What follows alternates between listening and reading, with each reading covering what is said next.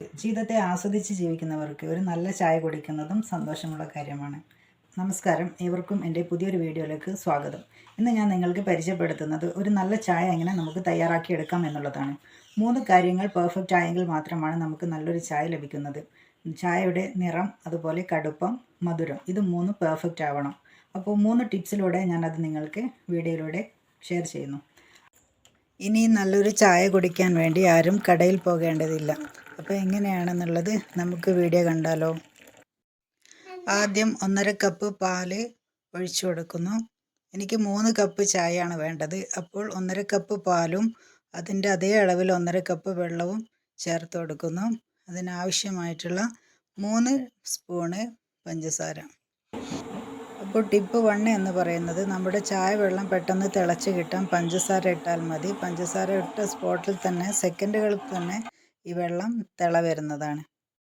ഇനി വെള്ളം ഒന്ന് ചെറിയൊരു തിള വന്നു കഴിഞ്ഞാൽ നമുക്കൊരു ചെറിയൊരു കപ്പിലേക്ക് ആവശ്യത്തിനുള്ള തേയില ഇട്ട് കൊടുക്കാം.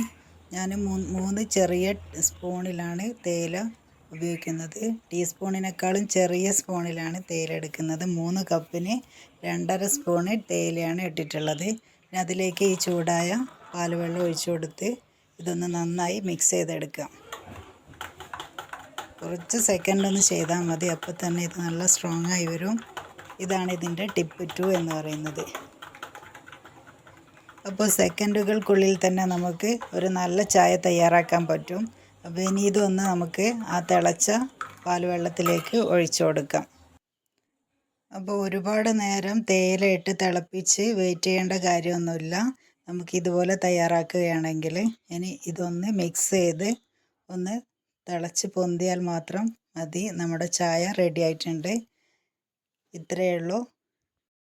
ടിപ്പ് 3 എന്ന് പറയുന്നത് ചായയുടെ മധുരം എന്നും ഒരുപോലെ ലഭിക്കാൻ 1 സ്പൂൺ മെയിൻറ്റെയിൻ ചെയ്താൽ മതി.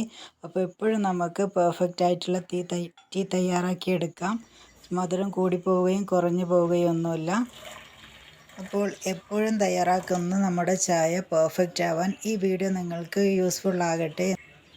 വീഡിയോ ഇഷ്ടപ്പെട്ടിട്ടുണ്ടെങ്കിൽ നിങ്ങൾ ലൈക്ക് ചെയ്ത് സബ് ചെയ്ത് സപ്പോർട്ടും കൂടി ചെയ്യണേ. Thank you.